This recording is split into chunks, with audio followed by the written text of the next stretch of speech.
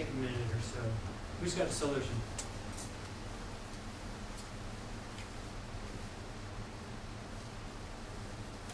Slinky?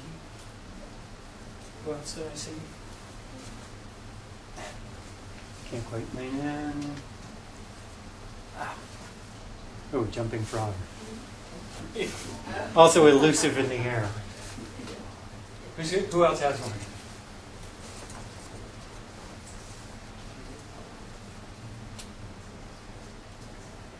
And one more. Oh, he just extending his hand before I even look at it. I earned it here. Okay. All right, last one. Is it Todd? Yeah, it's Todd. I don't have the paper, but are you looking for the solution? Yeah. Yes, that's.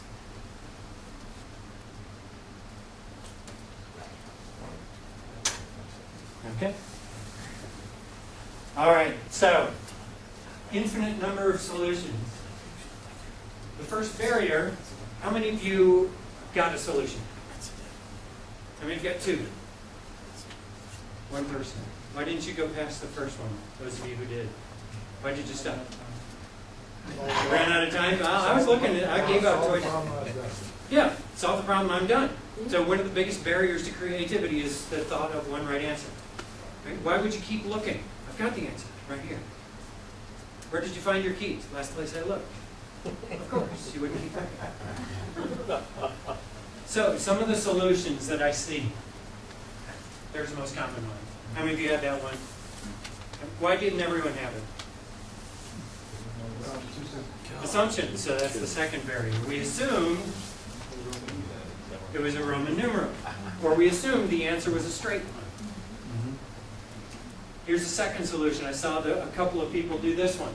So if you did see a Roman numeral, you draw a line, horizontal line, and if you then tipped it upside down, then it's the Roman numeral 6 sitting on a mirror. Oh, wow. You go back, so you draw a line, and then you turn it upside down, and it is the Roman numeral 6.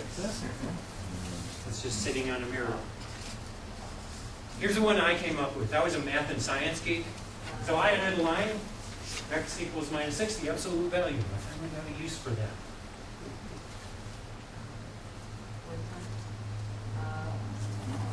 Oh, man. What were my instructions? Add a line, make 6. Add a line and make 6. So I added a line, and then I made a 6. So there's an infinite number of solutions, but we tend to stop at the, maybe not the first one, but very often I see groups say, well, let's brainstorm how we can solve the communication problem. And they write down 3 ideas, and they're, okay, which one of these is best? Or email. Great, let's run with that. So first barrier is stopping at one answer. Second barrier we touched on is assumptions. Give you another activity. This one most of you have seen, but you may have forgotten.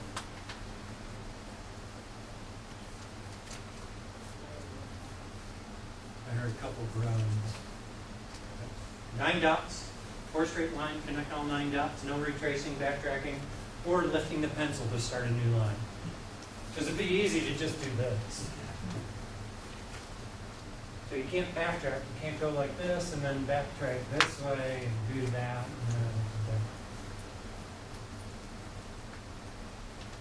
Who knows the solution?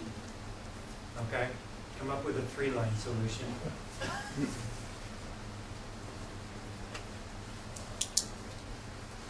I'm still on the one Same right rules, same straight line, no lifting the pencil. If you come up with a 3-line solution, come up with a 1-line solution.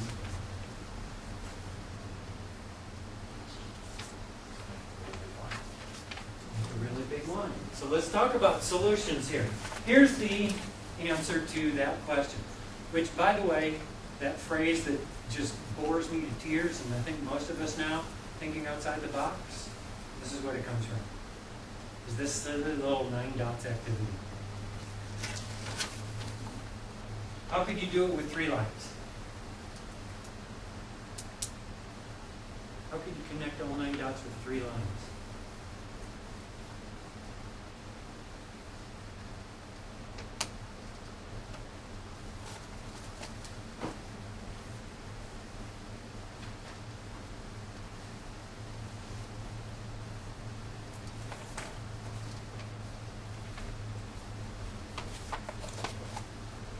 really thick lines, big piece of paper, draw the 9 dots in the middle of the paper.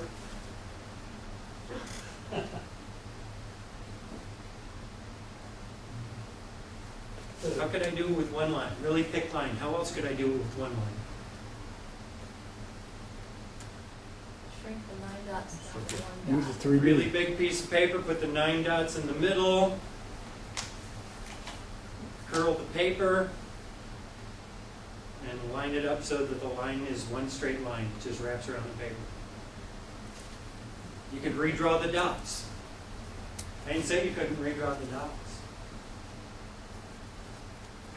I was a big Star Trek fan, the original TV show.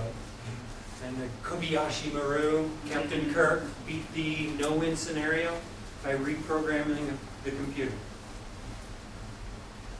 How many things that we see today are simply a reprogram of the old rules? So, techniques to overcome those. First one, the wall of recall, the one right answer. Way to overcome that is set yourself a goal for number of ideas. If you're brainstorming by yourself, set a goal for 50 ideas. Come up with 50. What that means, to get to 50, you're going to have to be silly. You're going to look for small variations, changing of phrasing. You're going to come up with things that are far too expensive, maybe illegal. Come up with 50. Yeah. I'm so sorry. Yeah. Okay, so I agree with everything you're saying. 50 ideas is great. You can't just stop at the first answer. But I think what a lot of us run into is the whole time issue. Like, I don't have time to sit here and brainstorm for 50 or 40 or 30. You know, we've got an hour meeting, we're going to brainstorm, we get an idea, and we run with it. And I think that's what happens. So how would you overcome that? Yeah, for something like that. So, can you come up with 50 ideas in an hour? What do you think? You can do it in 5 minutes.